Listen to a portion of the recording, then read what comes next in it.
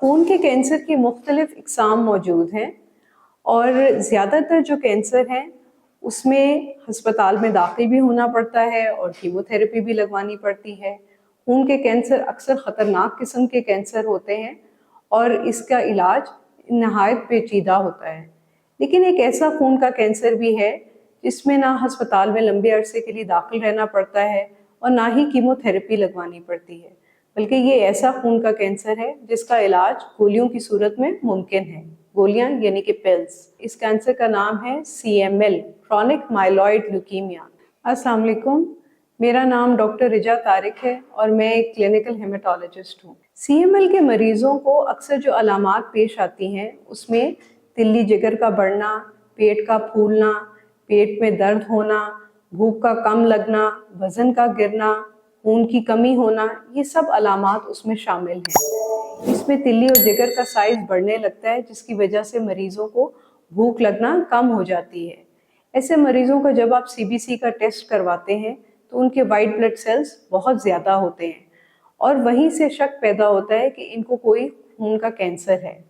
ایسے میں ان کو چاہیے کہ خون کے کینسر کے ماہر ڈاکٹر یعنی کہ کلینکل ہیماٹولوجسٹ کے پاس جائیں اور وہاں سے ان کے تشخیص کا عمل شروع ہوتا ہے۔ جو اس میں موسٹ امپورٹنٹ ٹیسٹ، سب سے مین جو ٹیسٹ ہے جو ہم کرتے ہیں وہ بون میرو بائیوپسی یعنی کہ ہڈی کے گدے کا ٹیسٹ ہے۔ اسی بائیوپسی پہ ہی ہمیں تشخیص ہوتی ہے کہ یہ CML ہے، اور اس کے ساتھ ہم ایک اور ٹیسٹ کرواتے ہیں جس میں اس CML کا جینیاتی نقص میوٹیشن ہم ڈیٹیکٹ کر لیتے ہیں، اور پھر اس کے بعد علاج کا سلسلہ شروع ہوتا ہے۔ علاج بہت ہی آسان ہے، چند گولیاں ہیں جو ان مریض نے ساری عمر کے لیے لینی ہے اور اس سے یہ بیماری 80 سے 90% مریضوں میں کنٹرول ہو جاتی ہے۔ اگر آپ یہ گولیاں باقاعدگی سے لیتے رہیں اور ڈاکٹر کو باقاعدگی سے چیک کرواتے رہیں تو 80 سے 90% مریض ایسے ہیں جن کی یہ بیماری کنٹرول ہو جاتی ہے اور وہ اپنی زندگی کے روزمرہ کے روٹین کام کر سکتے ہیں۔ یہ بیماری پھیلنے والی بیماری نہیں ہے، جھوٹا کھانا کھانے سے، ہاتھ لگانے سے، چھونے سے یہ بیماری نہیں پھیلتی۔ CML کے مریضوں کو چاہیے کہ وہ اپنا علاج باقاعدگی سے کریں اور یہ گولیاں مسلسل کھاتے رہیں، اس میں کوئی ناغہ نہ ہو، اور ڈاکٹر کو باقاعدگی سے اپنی رپورٹس چیک کرواتے رہیں۔ اگر وہ باقاعدگی سے کرتے رہیں تو یہ بیماری کنٹرول میں رہے گی۔ ہاں، اگر مریض ناغہ کرے یا دوائی کو وقت پہ نہ لے تو یہ بیماری ایک خطرناک کینسر میں تبدیل ہو سکتی ہے جس کا علاج بہت زیادہ مشکل ہو جائے گا۔ CML کے مریضوں کو کوئی خاص ڈائٹ فالو کرنے کی ضرورت نہیں ہے۔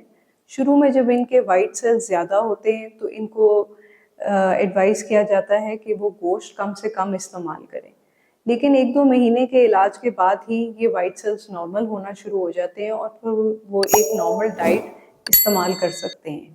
اسی طرح کچھ لوگ سوال کرتے ہیں کہ کیا اس میں بون میرو ٹرانسپلانٹ کی ضرورت ہے، تو 80% مریض انہی دوائیوں سے ہی ٹھیک ہو جاتے ہیں اور ان کی بیماری کنٹرول میں رہتی ہے۔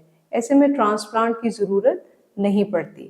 یہ ایک پھیلنے والی بیماری نہیں ہے، ہاتھ لگانے سے، چھونے سے یہ بیماری ایک دوسرے کو نہیں لگ سکتی۔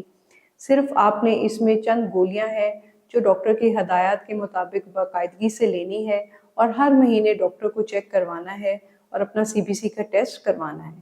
اس کے علاوہ کچھ خاص ٹیسٹ ہیں جو اس بیماری کی مانیٹرنگ کے لیے ہم استعمال کرتے ہیں، اور اس سے ہمیں معلوم پڑتا رہتا ہے کہ یہ بیماری ہم نے کتنی کنٹرول کر لی ہے۔